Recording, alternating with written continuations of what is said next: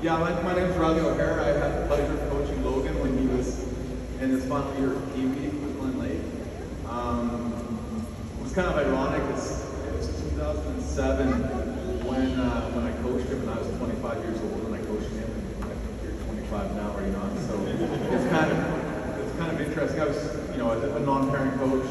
I didn't have kids when I was 14 at the time, so I thought a little bit today about what I wanted to talk about. It's a unique opportunity. I've been coaching hockey since 2005. Most of the time, I'm coaching kids that I know fairly well, or I'm talking to kids that I know fairly well.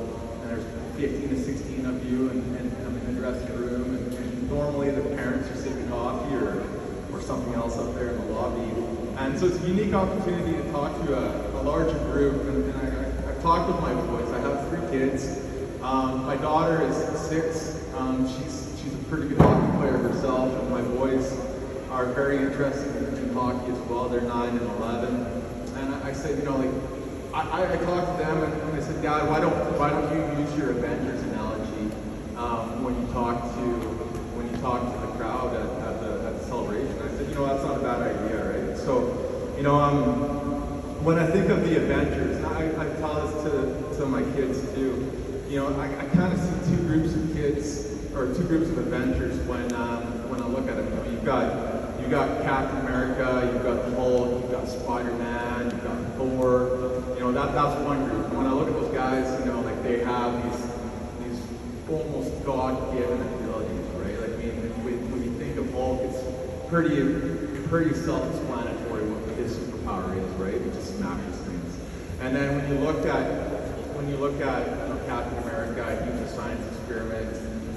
He's got superhuman speed. Spider-Man shoots webs from his hands. And these guys all have unreal superpowers. And then on the other side, you've got Hawkeye, and you've got Iron Man.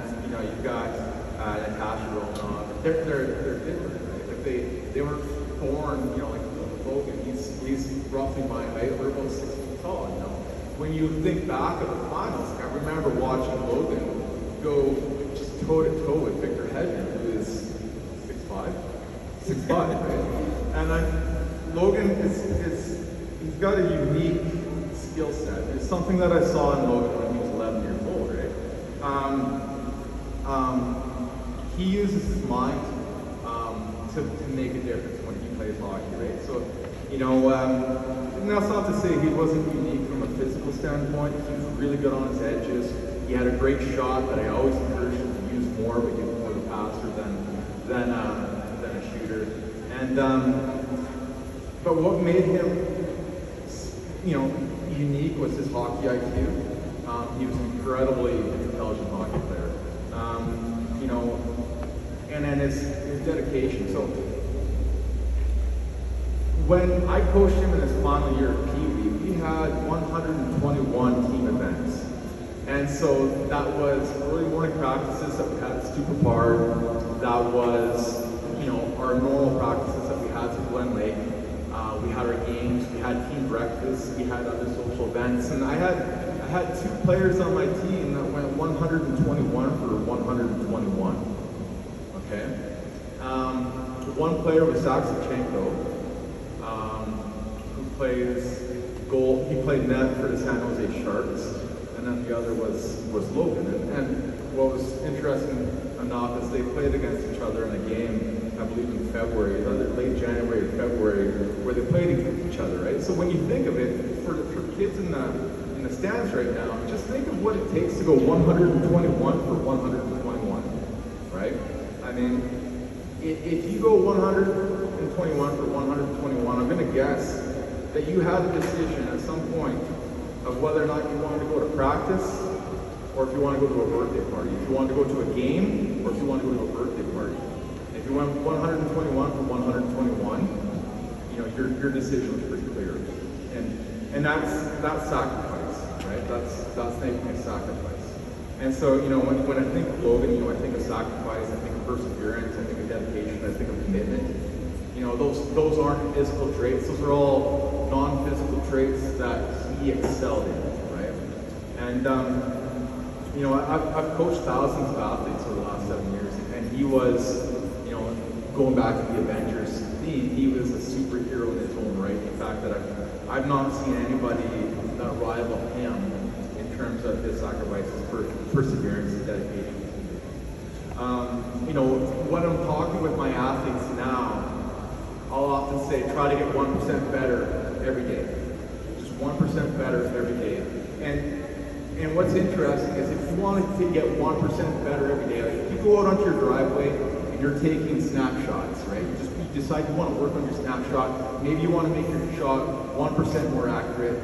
Maybe you want to make your shot 1% more hard. Okay, it doesn't take 1% of your time.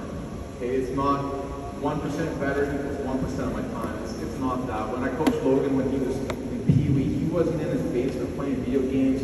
He was outside. He was at the outdoor rink in Elton Park playing hockey with Diener, the McCann boys, Charlie Marchand, Josh Watson. He's not with us anymore. Like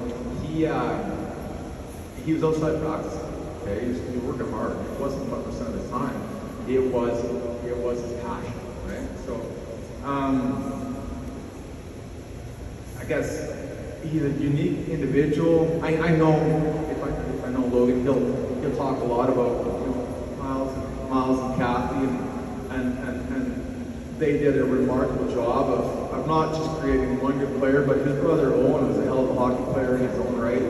He played major AAA for the Calgary Royals. He was one of the best defensemen in the city when he played, and they facilitated an environment where you could have an individual such as Logan to work his butt off. You know what I mean? Work his butt off, get better, 1% better every day, to the point where he is one of the most elite athletes in the world. You think about how many NHL hockey players, so probably about 750 give or take. If you have 7.5 billion people on the planet, that means that he is in the top 0.00001% of hockey players on the planet. And that's pretty special in its own right. To wrap it up, it's no coincidence that my oldest son's name is Logan too. Like I said, I've coached thousands of athletes. He's special. It's awesome to be able to come here and just take 5 minutes and kind of explain who he was when I coached him. I know there's a lot of 11-year-olds in the stands right now. And just round of applause for Logan and the celebration.